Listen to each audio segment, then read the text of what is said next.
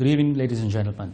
Just 2 days ago, it was reported that all Singaporeans will be given a one-off bonus of up to 300 Singaporean dollars, as the budget for 2017 came in with a surplus of up to 10 billion Singaporean dollars.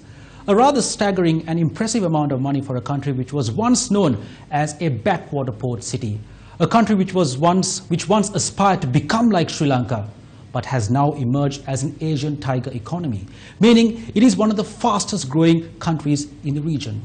Having said that, let's take a look at what we said earlier in the bulletin about the controversial national payment platform, which was entrusted to a private company through the Information Communication Technology Agency, or ICTA.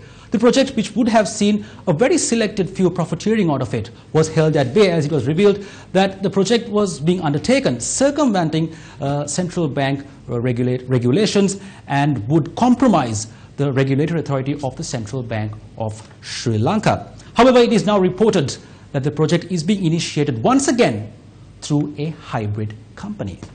Let's take a look at the next case. The awarding of the contract for the construction of the Central Expressway and the manner in which loans were obtained to fund the project were also marred in allegations of fraud and corruption. It has now been reported that Cabinet has granted approval for the securing of financing and the awarding of the contract for a Japanese company, as it has been planned all along. Our viewers may also recall the manner in which Tilak Marapana, who was the Minister of Law and Order, offered his resignation to Parliament surrounding his involvement to the avant-garde investigations. However, later on, he was reappointed to the Cabinet as the Minister of Foreign Affairs after Ravi Karunaika stepped down from the position during the investigations into the bond scam. Let's take the Hambantota Port. Even before this government came into power, they pledged that no national resources will be sold off and it will be protected. However, later on, in a deal that lacked transparency and raised questions on the government's motives, the port was leased off to a foreign entity. These events lead us to the question and begs the question, will people like Udayanga Weeratunga be reappointed as the ambassador to Russia?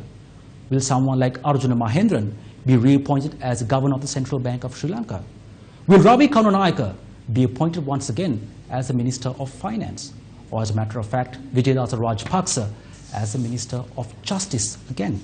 We ask our viewers to recall the fight for social justice and good governance, which was initiated by the late most venerable Madhuluwabe Sobhita.